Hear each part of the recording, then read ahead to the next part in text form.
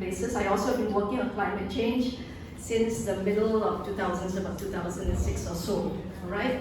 So what I will do today is to talk about creation and Laudato Si. It's very difficult to talk about ecology in the church today without referring to Laudato Si, and now there's Laudate Deum. So what I will do that. I hope you will take it as an experiential experience because it's something that I hope you internalize. And I'm trying to fit a 3-day workshop, what I normally do in 3 days or 4 days, into 1.5 hours. So please bear with me. It'll be a long talk, but and very compressed. But I hope to give you some parallels between Laudato Si and the Bible, and basically how to talk about it to our faithful. So that's it. I think this mic is going off.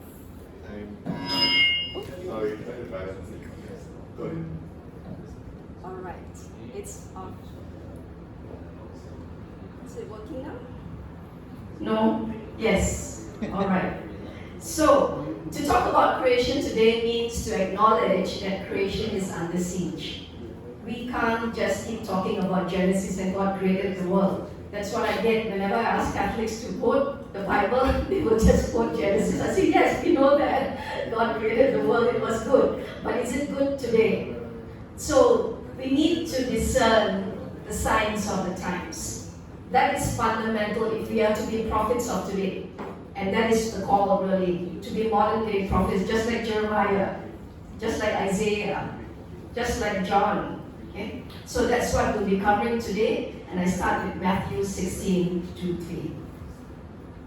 So when I talk about Laudato Si, following the book of the encyclical per se, it's a little bit forwards and backwards, and I find it easier to put it into a story format.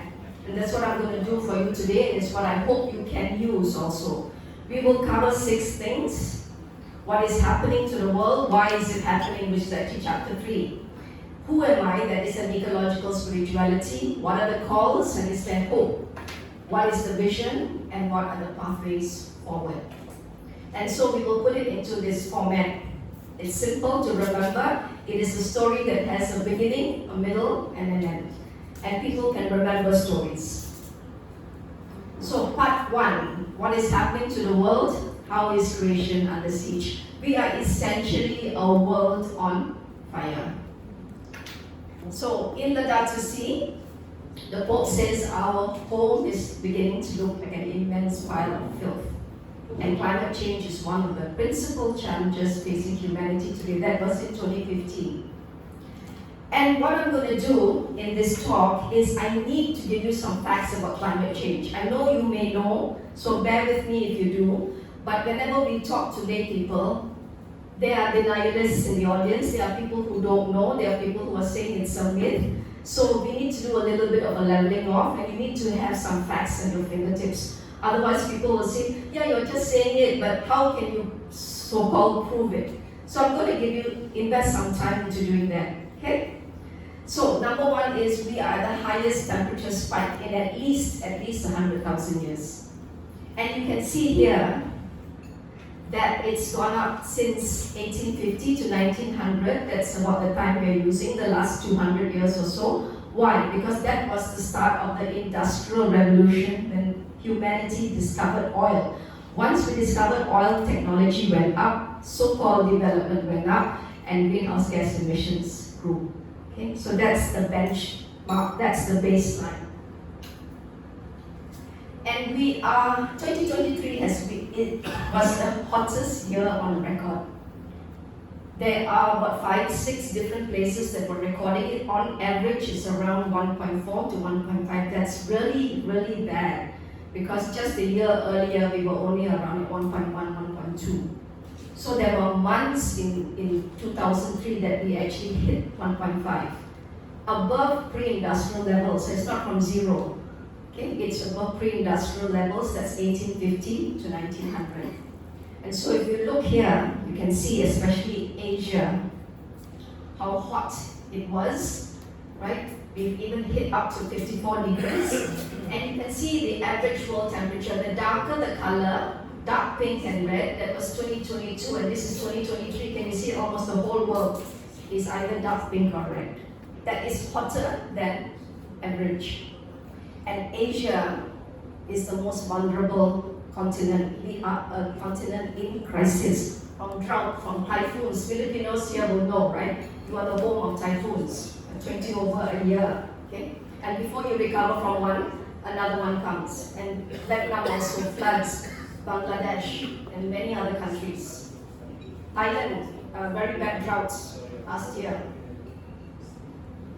And so the UN, the UN has issued a warning. It was in 2021. This was the last IPCC report. The IPCC is the Intergovernmental Panel on Climate Change.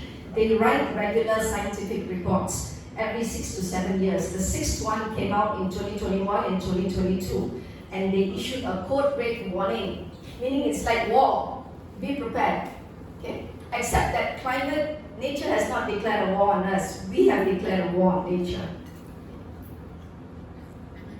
And so you can see here, this is all the evidence. Like concentrations of CO2 are matched by these 2 million years. The safety limit for safe life on Earth is 350 parts per million of CO2 in the atmosphere. We crossed it in 1988, and we are now at about 420. Well, this is March, 425. So we have ignored all warnings, and we have proceeded to burn and continue to burn, especially fossil fuels. So we are definitely in the danger zone. And you can see glacial ice melt and all this. This is irreversible. There is no, return. There is no undoing. What we can only hope for is to stop and not worsen. And even that is not happening.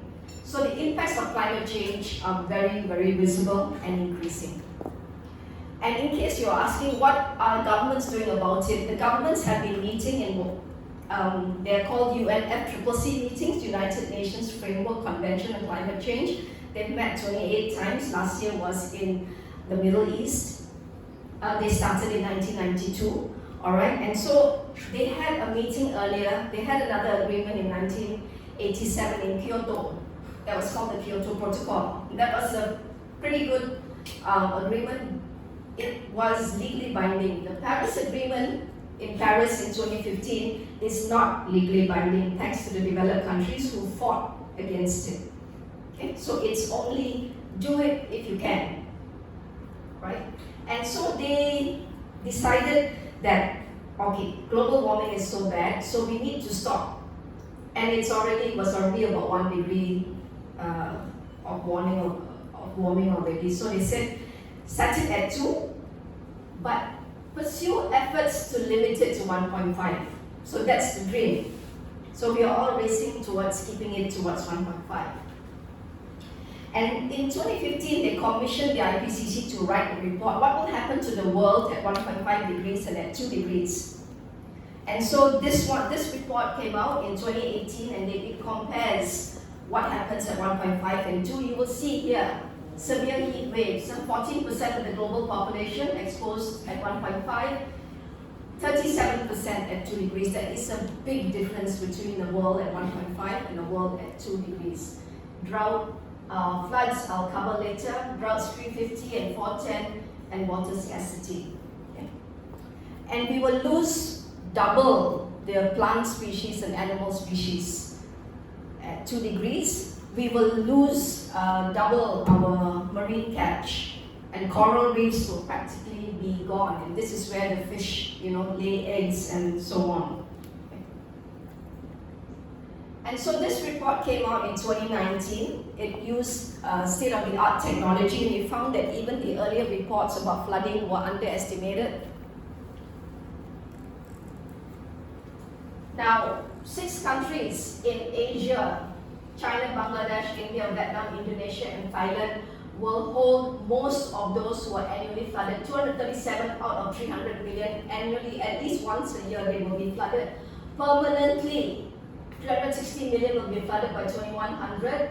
Out of this, 151 will be in these 6 countries. It does, and of course it includes other countries as well, but these 6 will be very much underwater. This is Manila, and all the parts in red underwater by 2050.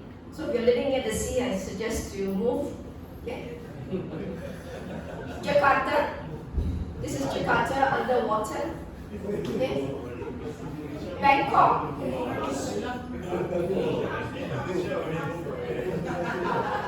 And this is where I live, near to where I live. I live further in, but this whole area is flat land, and so it will be underwater. You can look up the maps, look up your town. So the conclusion is by the UNFCCC is that climate change is widespread, it's everywhere, it's rapid and it's intensifying, something we already knew in the last two IPCC reports. So in layman's terms, if you talk to lay people, Mother Earth has stage 4 cancer, heart disease, diabetes and a fever. You know, if there are any doctors here, once your fever goes up by even 1-2 degrees, your organs start to shut down. There is no reversal. There's no saving you. Okay, so we are at that stage. And of course, we are the cause. This is the next question. They will say, oh, is nature going mad? Nature is not ready to go mad. We are the mad ones. We cause this, and I won't have time to go into great detail. These are the greenhouse gases, carbon dioxide, the biggest amount. Methane, this is CO2 from forestry and agriculture. Nitrous oxide and the fluorinated gases, the aircon we are using. Okay. You're in Sarawak, so the electricity actually comes from mainly hydro, big hydro, but if you were in West Malaysia, it would be from coal, just like in your countries as well. It's mainly from coal and gas. And of course, the percentages according from where it comes from: electricity, agriculture, industry, transportation, and buildings. Right? And you have to be very careful with methane and nitrous oxide, because methane in over 100-year period is 28 times more warming than CO2, and nitrous oxide is about 300 times more warming. So when will we hit the temperatures you can see here? We will hit 1.5 degrees by the next decade, for sure, in all scenarios. The IPCC introduces 5 scenarios from worst case to best case. We will hit 1.5 in the 2030s, earlier or later. We will hit 2 degrees somewhere around 2040 to 2050, about 3 degrees here, and worst case scenario, about 4 degrees by about 2080. So a child born today will see a world that is 2 degrees hotter, 3, 4, 5. And since humans have never lived in a world that is 2 degrees or hotter or more, we don't know at which point of time we will just disappear. So this is what the world will look like at 1.5, 2, and 3. This is heat, temperature. Can you see this only at 2 degrees? Look at Asia. This is rain. Rain in green, and yellow is drought. So this is December, January, February. This is June, July, August. Okay. Here. And this is max days over 35 degrees. Look at Asia. It will be unbearable. And this is the world that we are passing on to the next generation. So is the world doing enough? What are governments doing? Everyone is looking at governments. Please don't look at governments, because global policies are global suicide. We want to be here. 1.5, that's the dream. In Paris, countries made pledges, but those pledges are not sufficient. They will still take us to 2.8 degrees by 2100. But current policies, as you know, people make promises, but they don't fulfill them. Current policies will take us easily into 3.2. So we are nowhere where we ought to be or where we want to be. And it's shameful that in this time of technology and intelligence and so on, that the North and the South are still fighting at the UNFCCC level. So this is the climate injustice. You see a lot of groups, Fridays for the Future, Greta Thunberg and so on, fighting for climate justice. What is it all about? It came about especially after Kyoto. Look at these countries in red or brown. They are the highest emitters for 200 years. Really the global north, US, Australia, all the rich countries. But those who emitted the least, that is all these countries, are now the most vulnerable. So it's just the opposite. Those who contributed the least are the most impacted by climate change impacts. Like the Philippines, like Thailand, like Indonesia, like Vietnam. Okay? But your contributions are so small. I think the Philippines is less than 1%. Okay? So that's the injustice. And so this is what the future will look like in our countries and in many parts of the world. It will be chaos. And every day we pray, may thy kingdom come. Is this what God had in mind when he made the earth? Is this his dream for us? Okay, so we are far from our goal.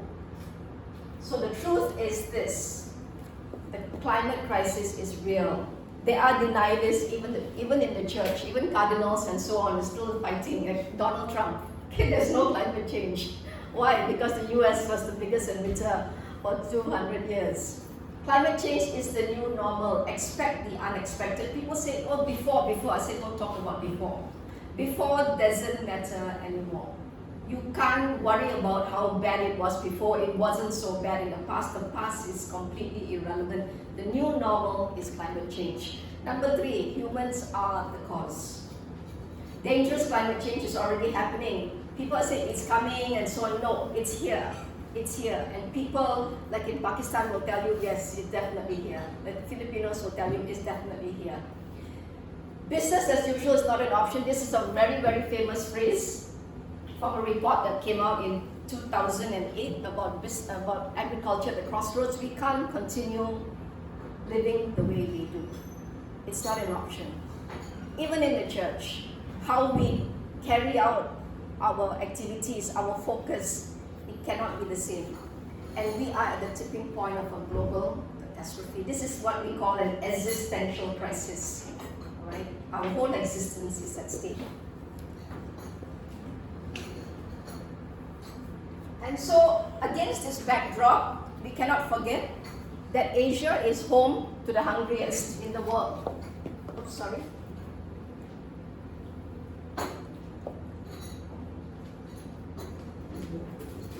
Asia is home to the hungriest in the world. We can see the hungry. This is an average by the FAO. 735 actually is more than that. Out of that, 402 are in Asia, then Africa. So the global south again, already battling hunger, and they're going to get worse. From having not enough food to having no food. And pollution is so bad. This you know. You know that we are the dumping ground, especially from the West, for all that plastic waste and so on, right? And now governments say yes. Plastic pollution, air pollution, chemical pollution. And just to let you know, outdoor air pollution kills up to 9 million people a year. And that's the same cause. It is still mainly burning of fossil fuels. Same thing. So if you stop fossil fuels, then you also stop people dying from air pollution, largely through heart disease.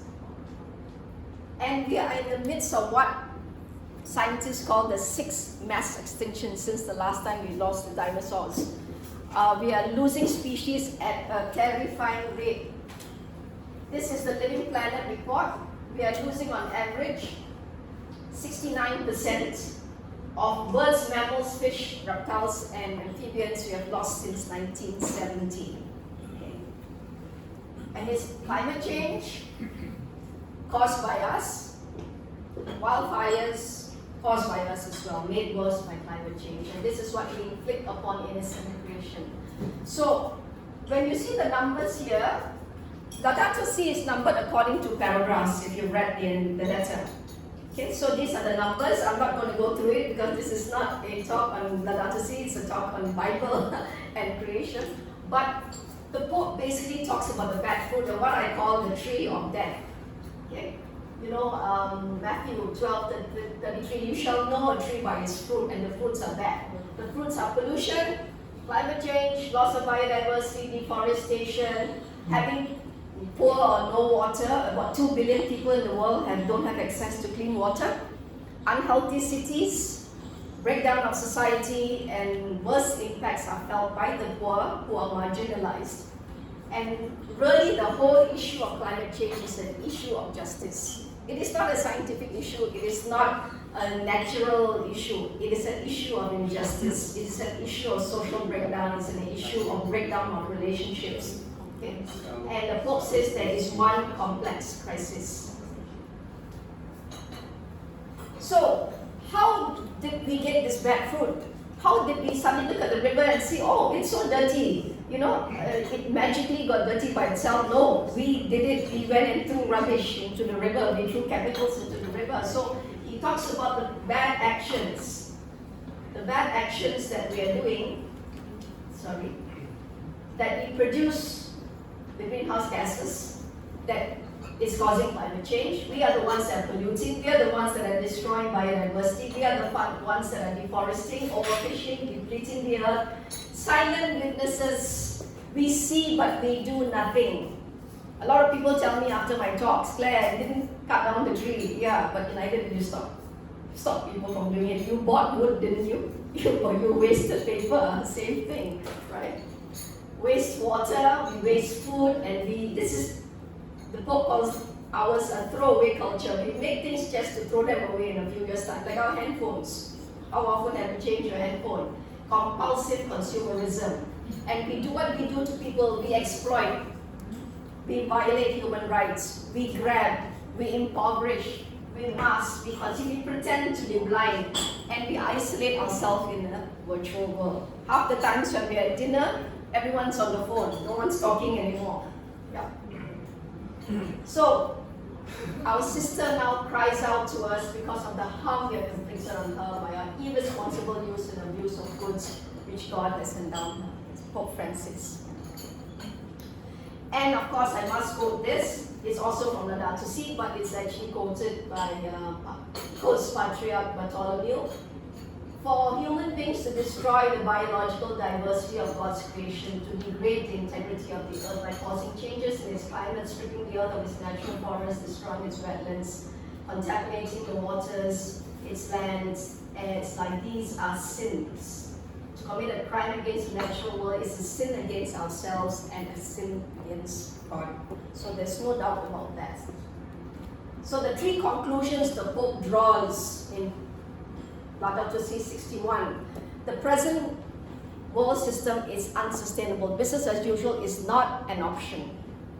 He says we are reaching, this is 2015, and we are reaching breaking point. I say to you, we have already reached breaking point.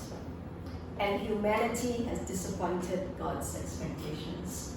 Right? Our mandate was to love. And this is not the results of love. These results, the wages of sin is death. So this is where we are now. It's one complex crisis, an environmental, social, political, cultural, economic, climate. It is a spiritual crisis that we are facing, a crisis of values that have caused us to reach this point. Okay? And so we can continue with business as usual. We can go up to the maximum that the IPCC quotes in the worst case scenario, 5.7. I don't know whether we will survive in such a world.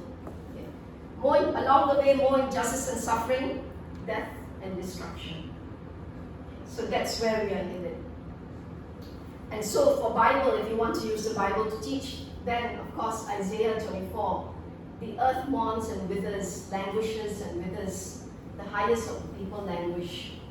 The earth lies defiled under its inhabitants, for they have transgressed the laws, violated the statutes, broken the everlasting covenant to be stewards. A curse devours the earth, its inhabitants suffer for their guilt. We are scorched. Isn't that true? When I started working climate change, I swear the Bible just came alive for me.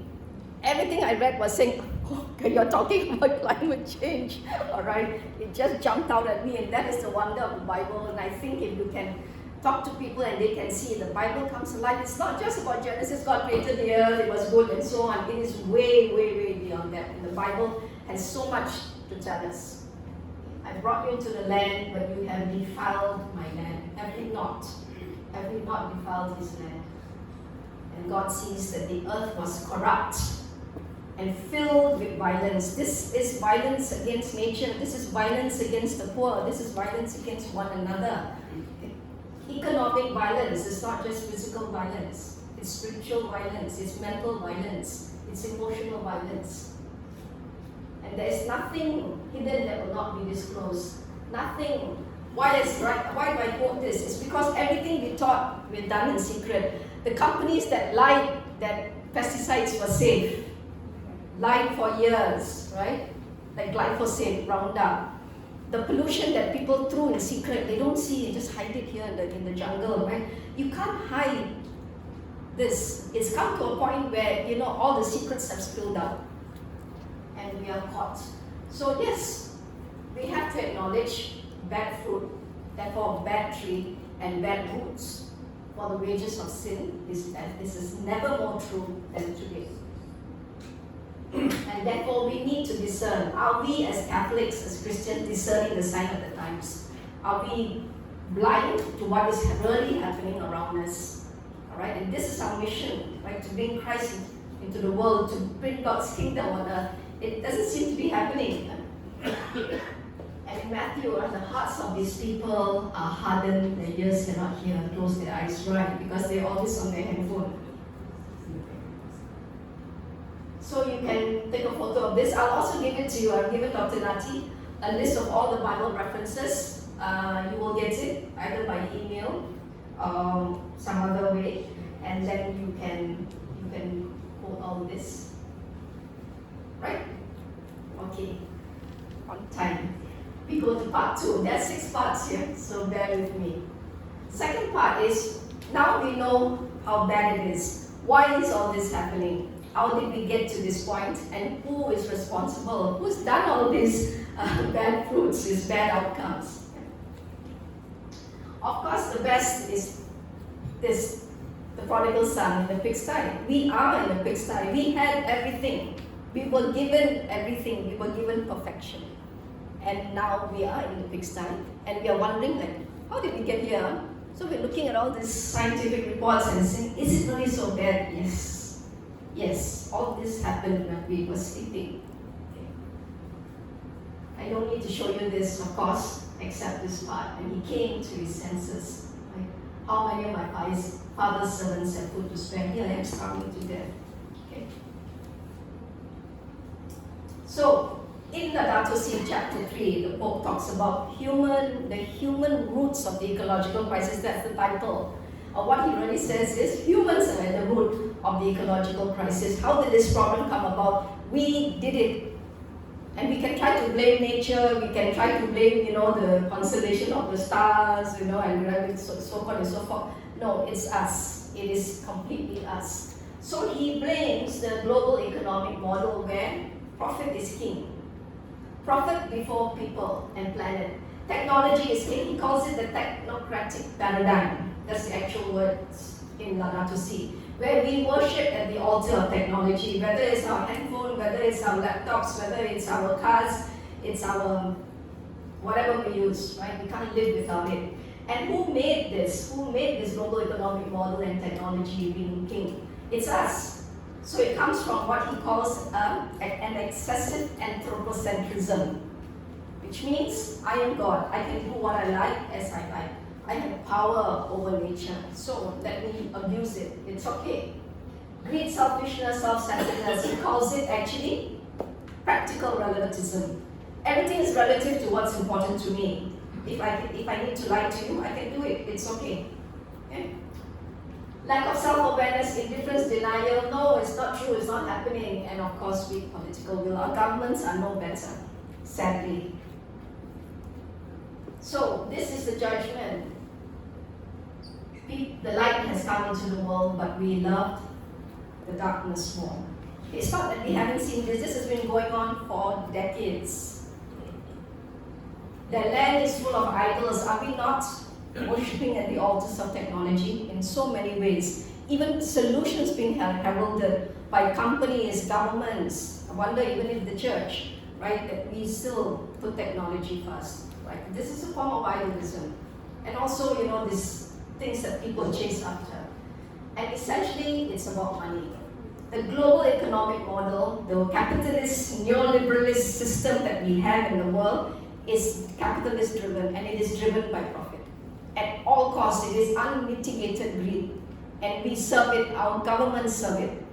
Okay, you can't like fight against money. Who rules the world? It isn't governments, it's corporations, because the money is in their hands. So we cannot serve both God and money too, right? Also in you. And are we building our house on sand or on rock? Obviously sand. Why? Because it's crumbling. It must crumble. This is a logical outcome. It cannot sustain the way we have been living, polluting, exploiting, grabbing, destroying. It cannot sustain. It must fail. This inequity, where half the world is hungry, it's not okay to God. It's not okay. So it must fail, and it is failing because our global economic model is built on sand. And willful blindness in Laudato Si 59.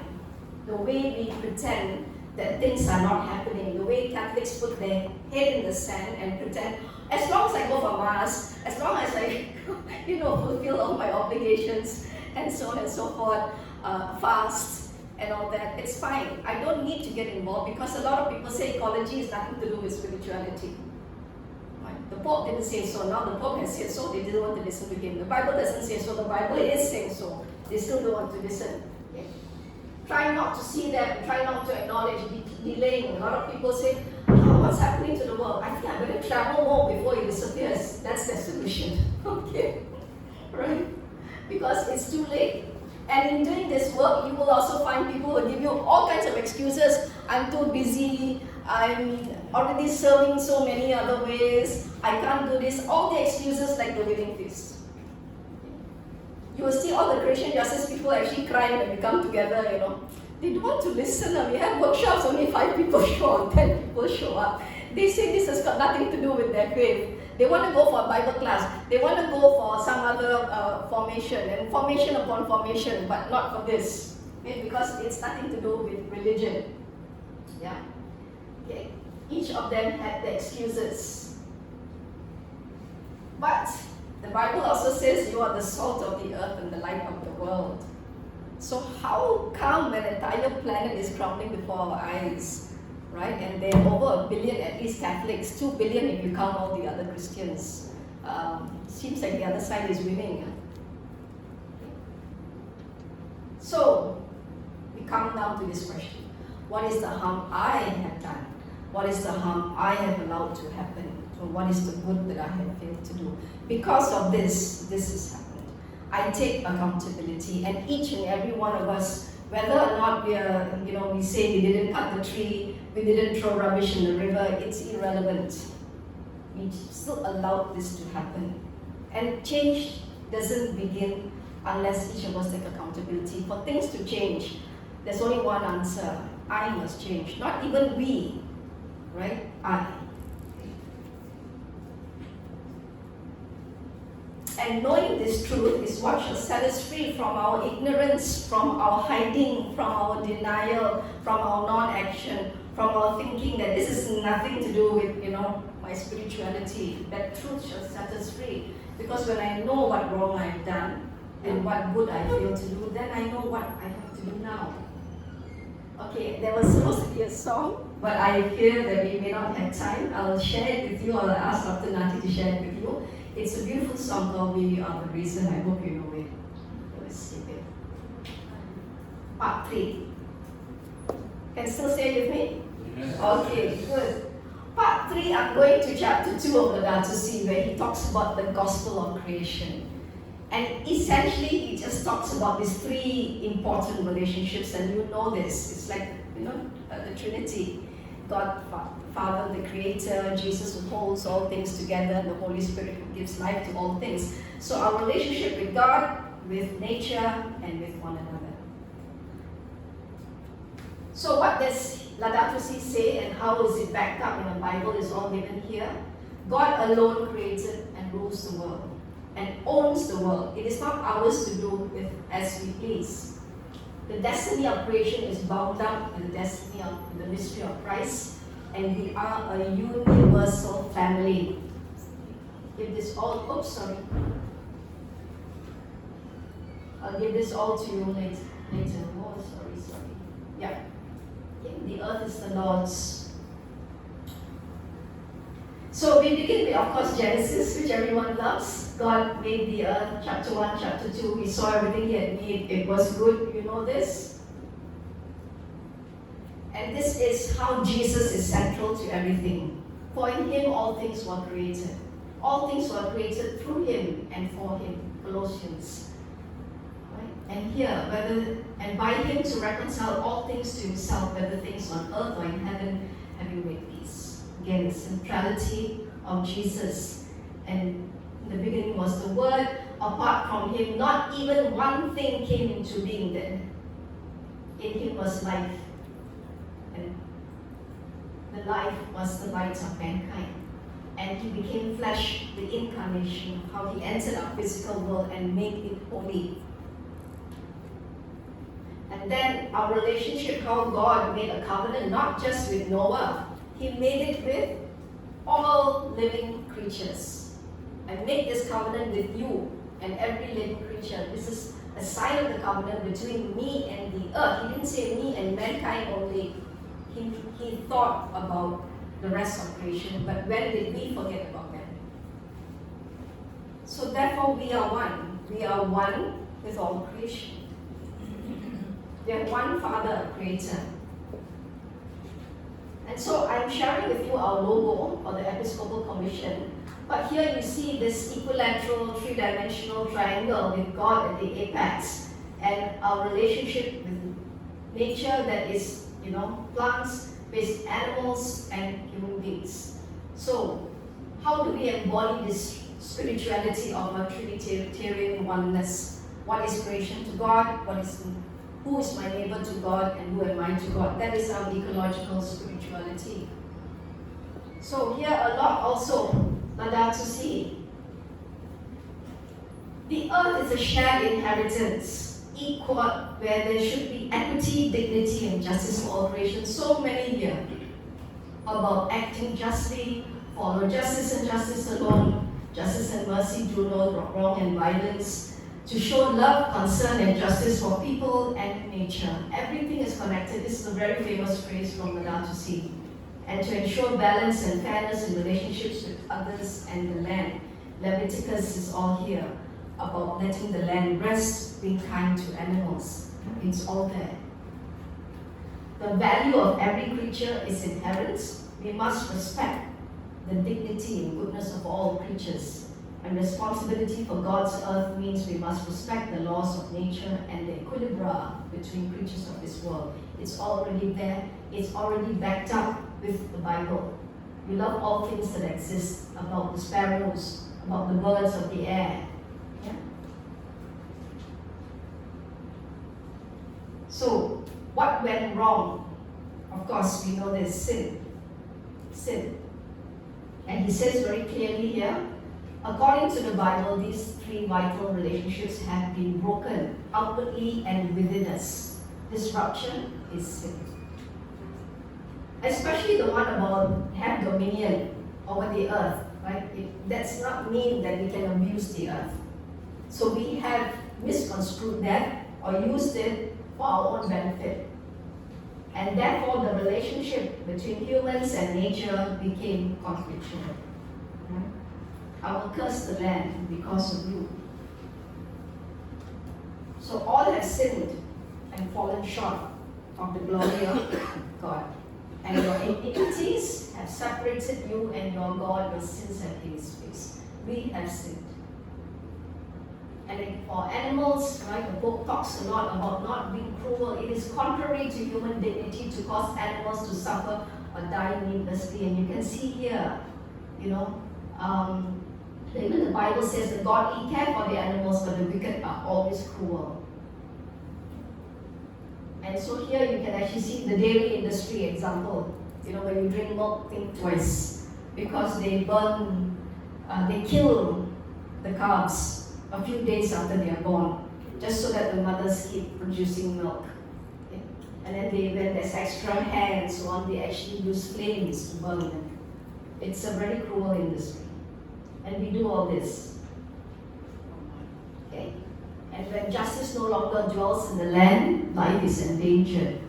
And we see, God saw that the earth was corrupt.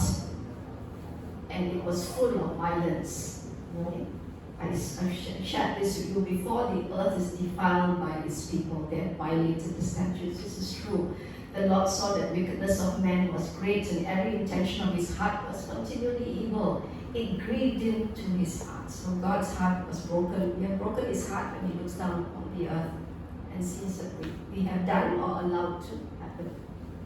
So how can we move from here, the pigsty, to here? We want to go home. And essentially this whole story is about going home. Somehow humanity has lost its way. Maybe I as an individual, we say I haven't. But the thing is we are part of a common family. If one of us loses our way, then we have all lost our way. We can't rest until we all come back. Okay? How can we go back to calling God our Father? In Christ we are all children of God. And He chose us before the foundation of the world. In love, He predestined us for adoption as sons and daughters. And here again, so many, if we forget who we are. And this is what we need to remind the faithful when we go back, really. If you know who you are, then you know what you have to do. If you don't know who you are, then you don't know what you have to do. Okay? Everything, so many solutions will call to you. Okay? Children of God, adopted sons, calling God Abba. We are God's work of art. We are members of God's household. Psalm 139, you knit me together in my mother's womb. You are the salt of the earth. You are the light of the world. You are a chosen race, a royal priesthood, holy nation. I love you and you are precious in my sight. Okay? You will have this also. So Pope Francis says, a spirituality which forgets God is all-powerful and creator is not acceptable. The best way to restore men and women to their rightful place, putting their end to claim for absolute dominion over the earth, is to speak once more of Father who creates and alone owns the world. And this is also another song which we don't have time for. Okay? And if you know it, it's Who Am I? It's a very famous song. Alright, part more. The calls and hope. So now I know who I am. I see what is the reality in the world. I know who I am. So what is God calling me to now? What must I do? So the calls are very important. Now the book gives 4 mandates in Laudato Si. The first and the most important is protecting mankind, humankind, from self-destruction. Because he says in another talk, right, we are committing suicide. We are. He also talks about number 2, reminding everyone of their duty to care for nature. Number 3 is leading all creatures back to God. And number 4 is ecological education. So these 4 mandates are given in Laudato Si. And he says that we must listen. This is the most famous thing from Laudato Si, in case you didn't know, to hear both the cry of the earth and the cry of the poor. And what is the earth crying out for? What is the poor crying out for? Justice. Because this is an issue of justice. And he says we must integrate questions of debate. And in the Bible, we are told to follow justice and justice alone, that you may live and possess the land the Lord has given us. This is true, isn't it? If you want to continue living on this earth, then we have to ensure there's justice. So, a big part of that, of the calls is this call to ecological conversion. A lot of people have picked it up. This is critical, and it's because we must turn, we must change our hearts. We need to experience a conversion or change of heart and see the ways we have harmed God's creation through our actions and failure to act. When we say I confess during Mass, right? What I've done and what I failed to do. So throw away your sins you have committed, fashion yourselves a new heart and a new spirit. And this is for each and every one of us. Turn and live. Turn and live. Turn from your evil ways. And this is the best. 2 Chronicles 7:14. It really fits to this time. If my people who are called by my name humble themselves, pray, seek my face, and turn from their evil ways, polluting, warming, greenhouse gas emissions, being selfish, and all the things that we pointed out before, right? I will hear from heaven, forgive their sins, and heal their land. So it is through God's grace that we can. Rati wants to sing. Yeah. And so these are the things that is written in Laudato Si about what does ecological conversion involve. I said I won't go into detail, but really it's about repentance, reconciliation, social love, being grateful for everything we have, even saying grace before meals. Yeah. Sobriety, humility, being fully present to people, changing our lifestyles, especially those in middle class and above. Okay, not the poor. They have no lifestyle to change because they can't live any more simpler. If they lived any more simpler, they'll be dead. Okay? Yes, to really use the sacraments to give us grace and to observe the Sabbath, and all this is here, which you can also take a photo of. It is all about turning and repenting and having a heart of flesh. Okay? And he talks about ecological education. This is very important. He spends a big portion of a chapter on this, about being able to talk to people about this now, because this is the call of the times. And what does this mean to be prophets? It is to be prophets, modern day prophets, just like he appointed prophets at different times in the Bible to go out and warn the people. Remember Jeremiah, death, destruction, and Jeremiah will go and cry because he didn't want to see that. Okay. And then you know this well because all of you are Bible experts. Scripture is given for reproof, correction, instruction, and righteousness. Okay. And how God has sent prophets throughout the ages. And now, instead of parables, yes, I'm giving you a parable today, a story that you can use. And we are all appointed to be prophets. So remind people when you teach them that if their call now to be a Christian is to be a prophet. And they have been appointed, and God will pour out His Spirit upon us.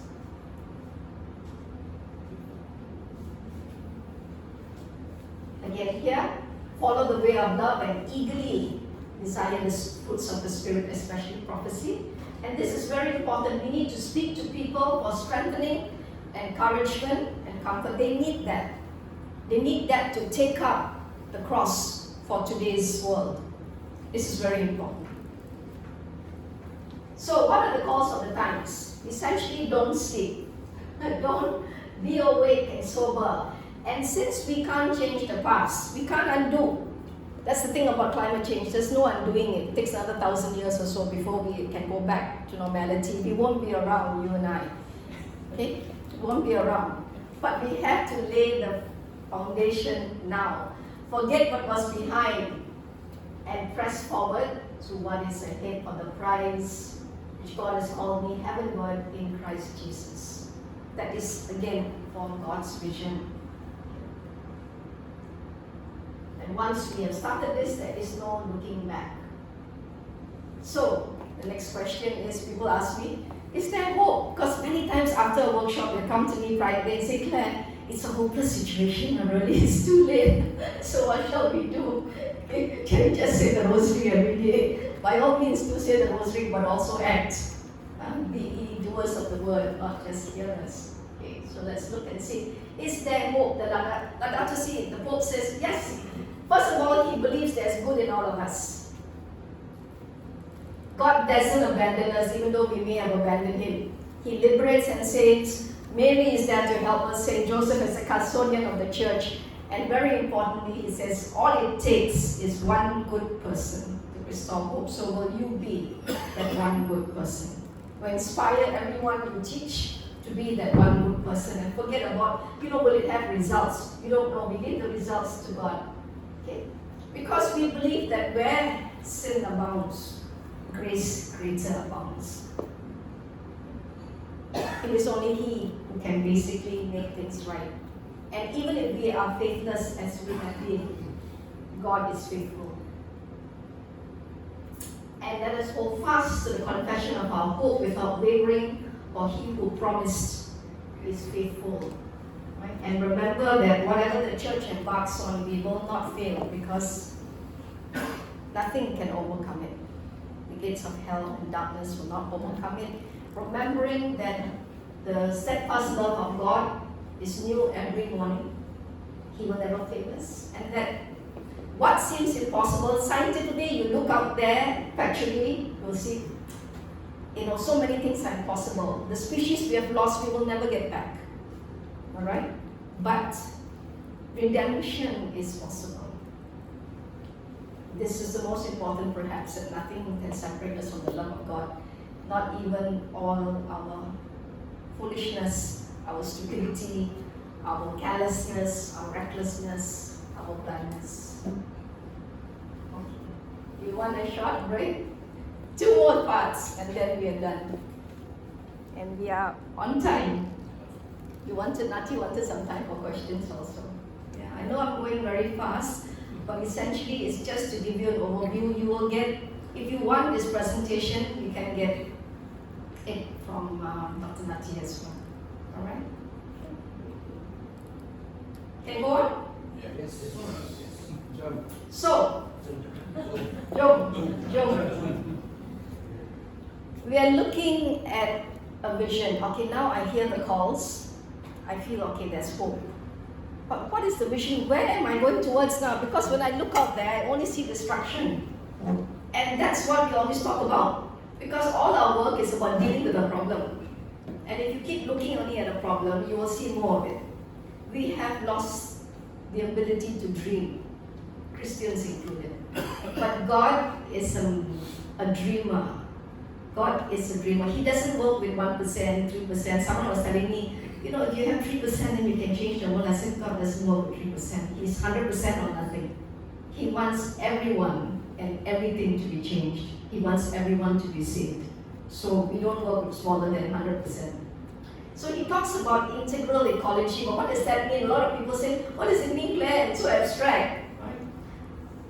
So anyway, Franciscans here will be happy that Pope Francis talks a lot about St. Francis and praises him as the, he is the example par excellence of integral ecology, lived out joyfully and authentically.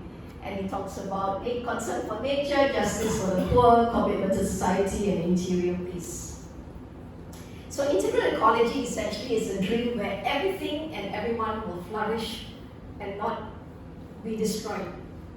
So he talks a lot in that whole chapter 4 about daily acts of love, like Saint Teresa, technology serving people, the economy serving people, not us serving the economy and killing ourselves to serve the economy. Culture, a lot of importance about indigenous people especially, protecting their culture. Social, working with social institutions, the church is also considered one. That they are responsible to society.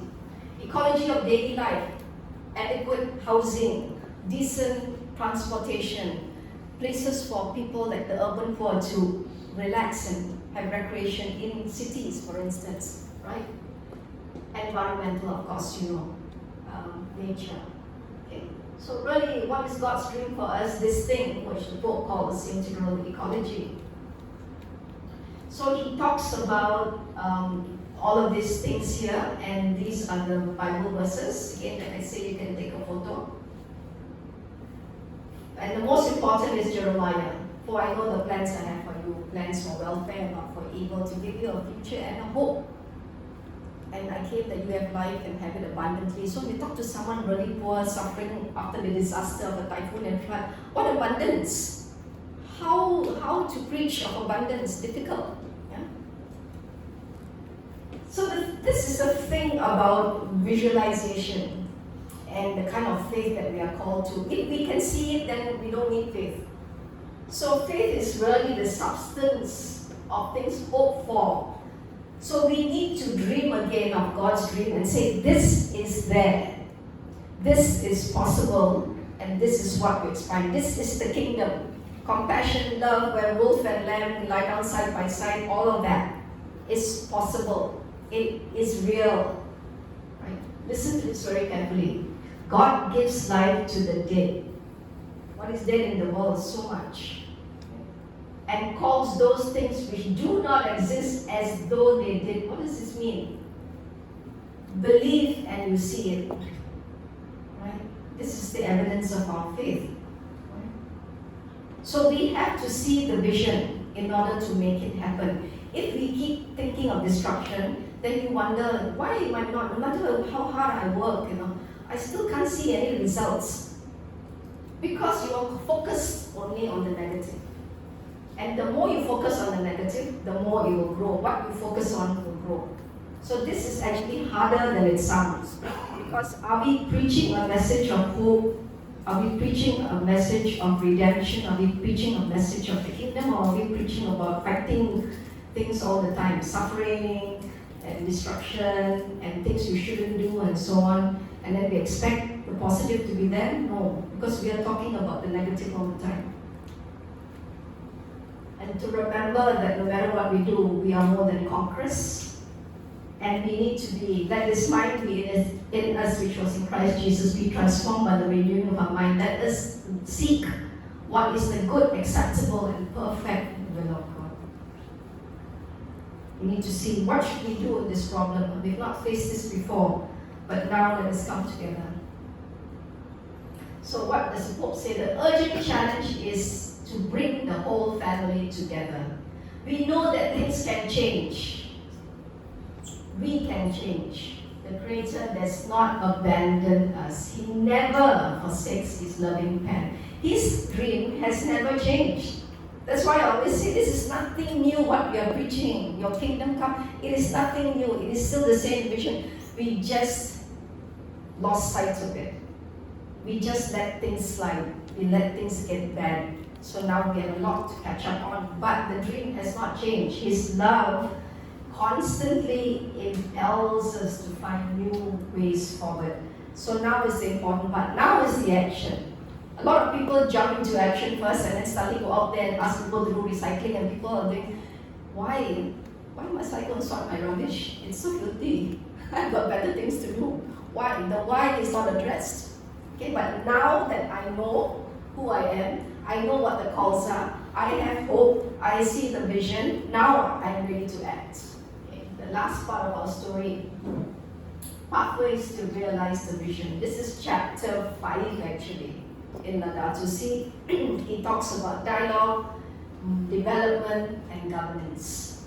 Very broad strokes, but which we have to operationalize.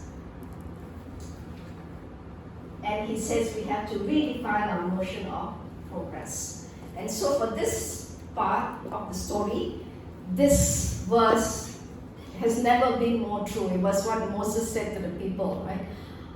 I put before you today life and death, blessing and curse. Choose life that you and your children, all of you here who have children, and those in spiritual life, all children are yours, okay? All children are yours, the ones that you serve. Right? Choose life that you and your children may live. Because we don't think, young people today tell me, Claire, I don't want to have kids.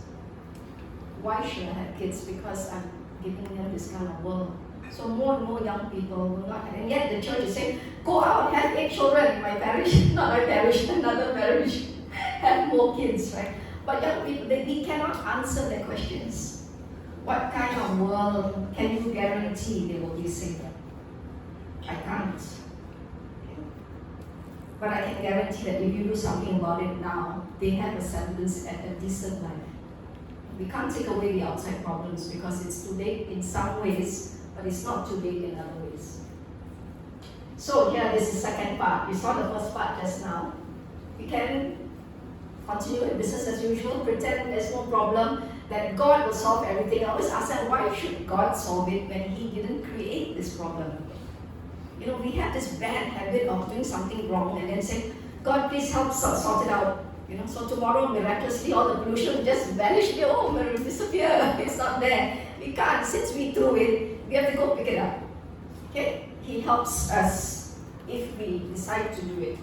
but it's not going to make it go away. So here, if we change now, we reduce our greenhouse gases now and pollution and everything else, we advocate and we act for justice and resilience for people and Mother Earth, we can stop by 1.5. I am so sorry.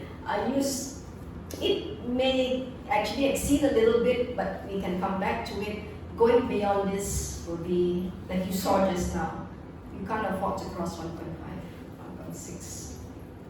You can't afford it. So the Pope talks a lot about global dialogue. He's asking people to come together. Well, they meet once a year, the UNFCCC meets, and so forth. This fighting all the time.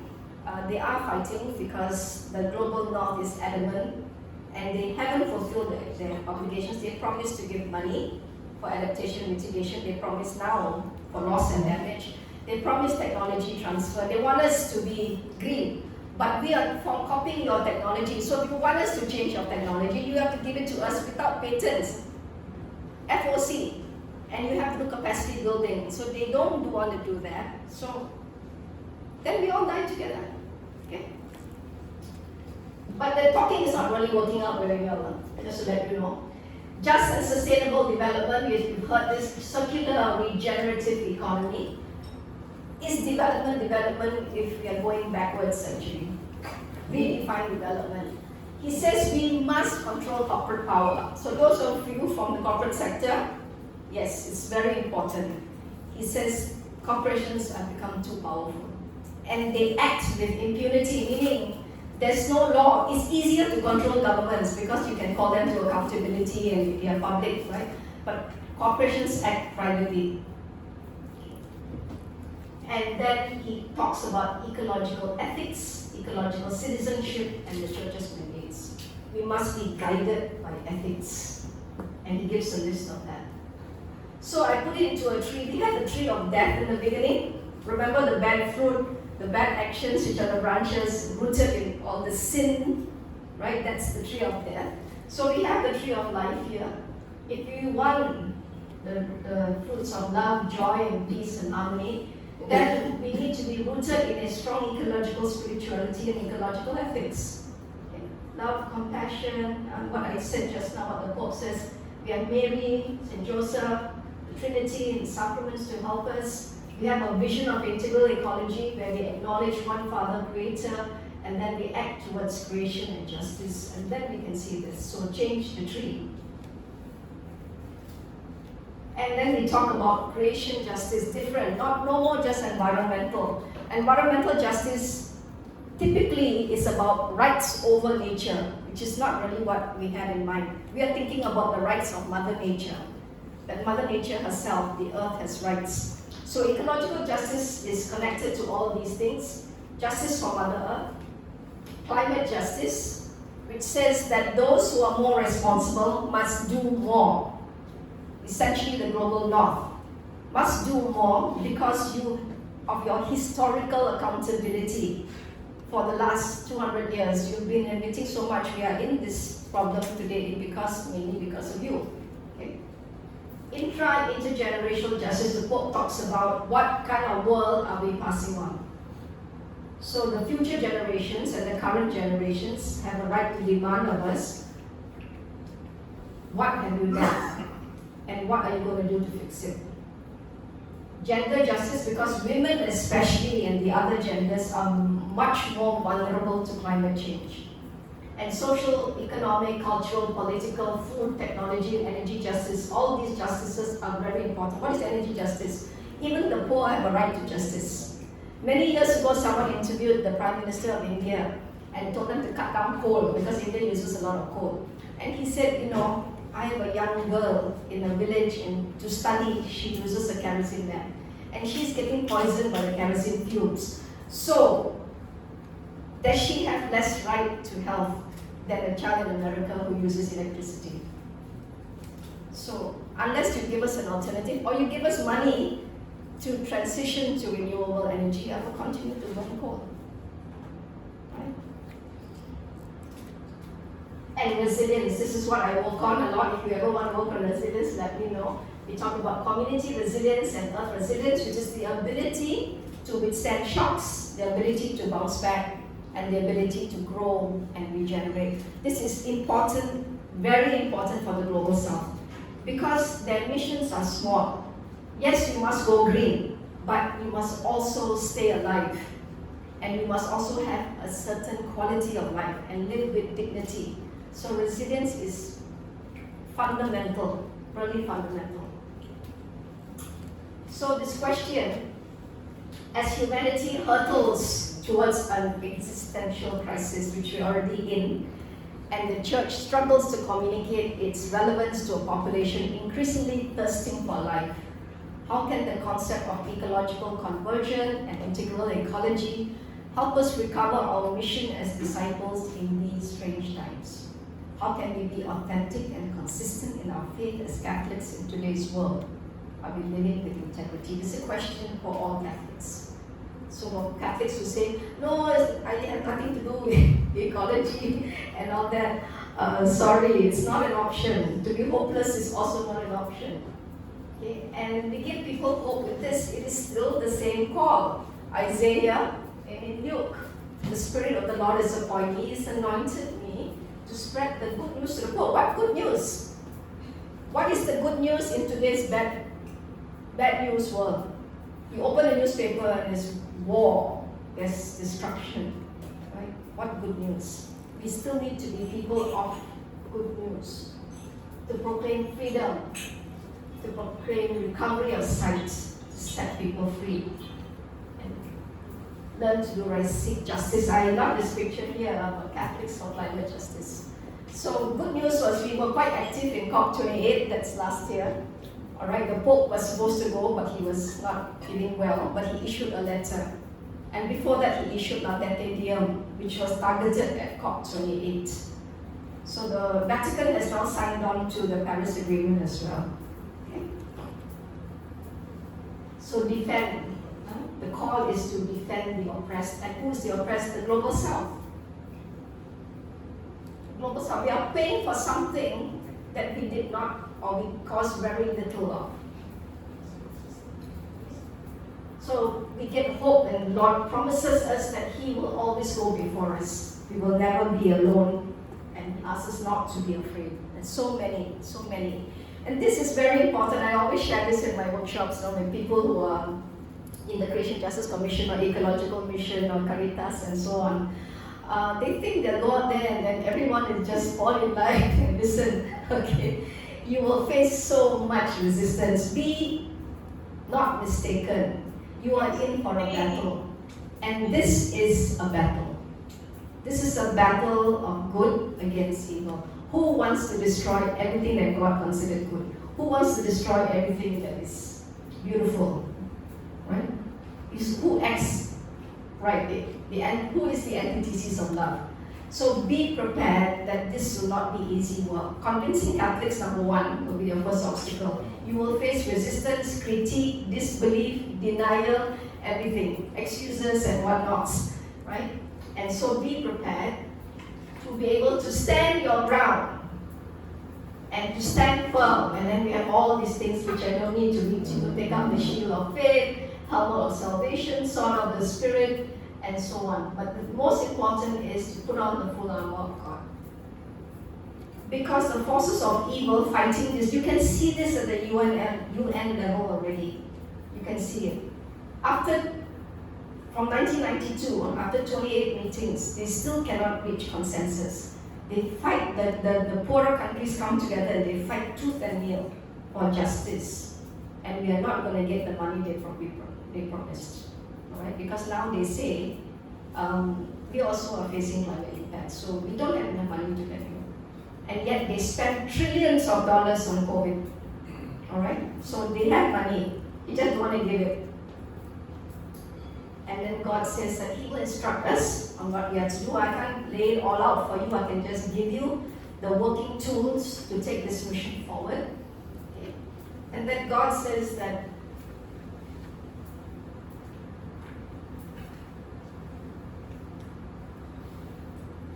His word will not return to Him empty. So we have faith in that vision, that His vision will come to pass. and believe that God is able to do much more. So when we think that I can't do it, you're focusing on yourself. I tell that everybody, we can't, yes, alone I can't, but you know, when I started this mission, I thought I had to convince everyone. Now I'm convinced I don't have to convince anybody. My job is simply to tell you the truth. This is what is happening. Whether you listen or not, that's between you and God. I no longer worry about convincing everyone. And if you insist on not believing, then you will not believe no matter if God himself comes and tell you, really, don't crack your head against the wall. Okay? God is able to do more than we can ask or imagine. When we started, we were just a few, and now we have many. So I believe that this is possible. And all this here is that God is with us. When we take up this mission, which is the same mission, except that you have to tell a story and you have to prophesy, yes? But God is always with us. And there are so many here which I don't need to repeat. Be strong and courageous. So this question I asked earlier, for things to change, who must change? This is a single message that we ask everyone, that you talk to when you're going to teach this. Right? If every single person takes accountability, whether you're 86 years old or you're 6 years old, you can do something. You can do something. So this is a woman actually in India that I visited. That is the cleanest water she has. This is nothing new to you. You've been all over Asia. Yeah, but innocent communities at stake, innocent creation, and they are the last, the least, the lost. Right? And children, they are innocent. They did not cause this. So if you're 40 and above, your carbon footprint is very high. All right? And this little girl, you know her, right? Greta Thunberg, very famous. Okay.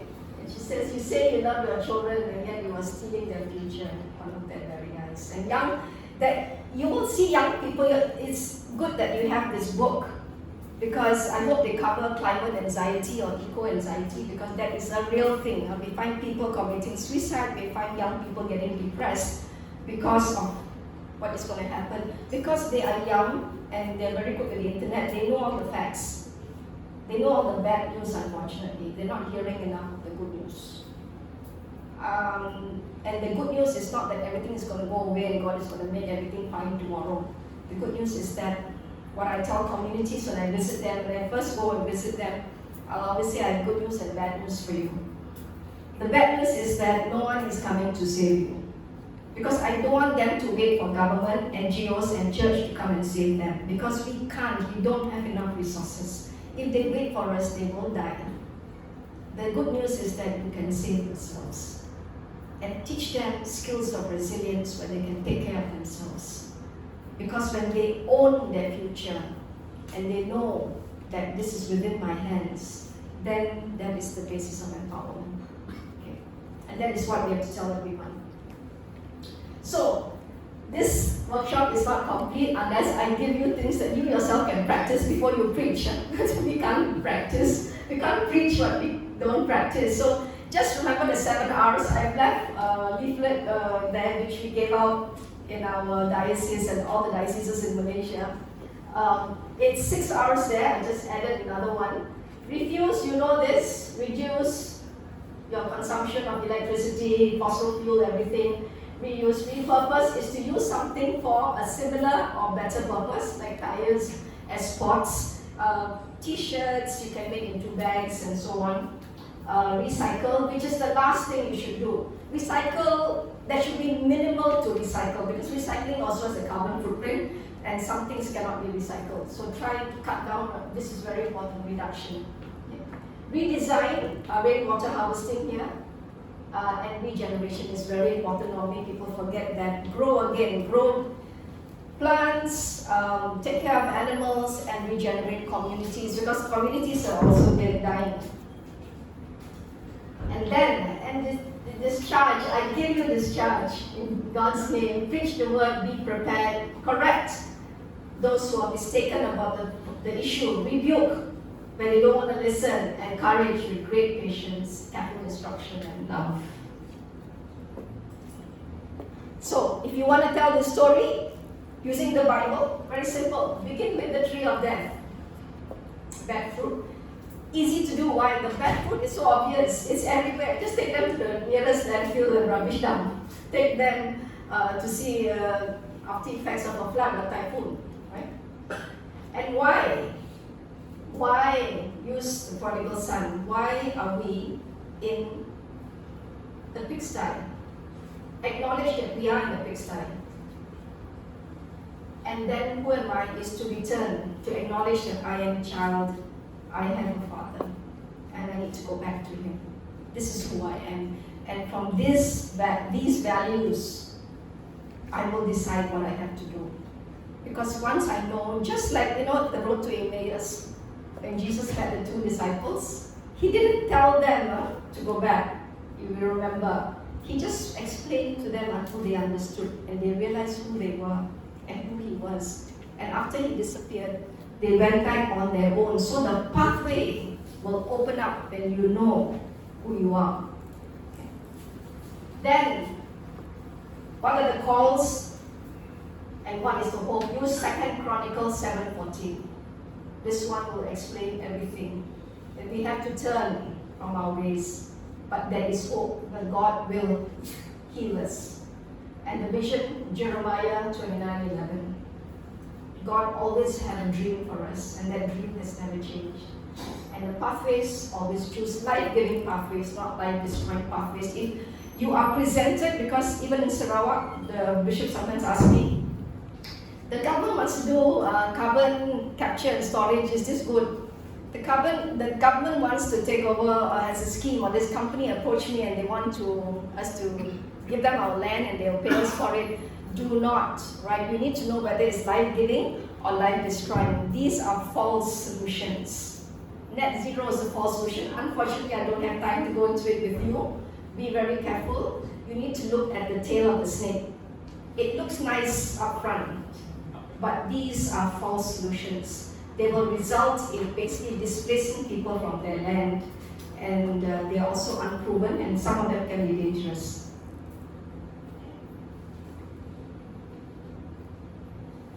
Why are we stuck?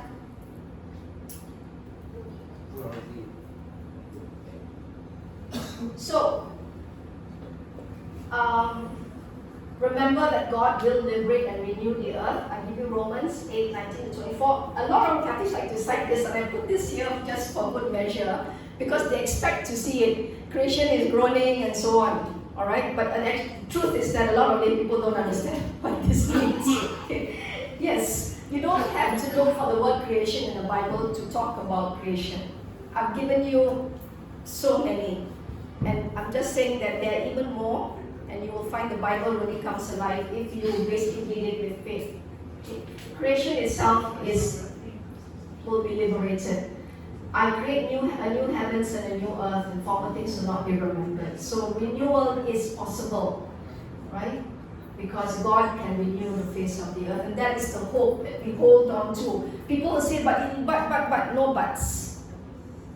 We just hold on to this vision and we know it will come to pass, even though we will not be here to see it. Not on earth anyway.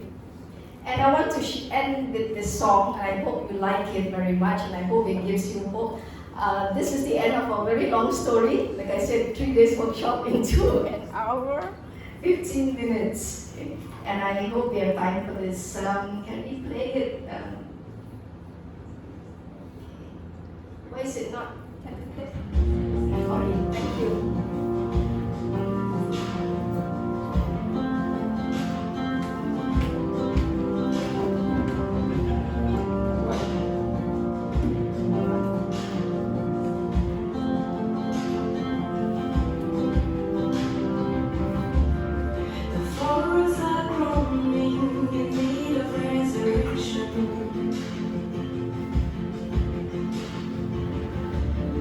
The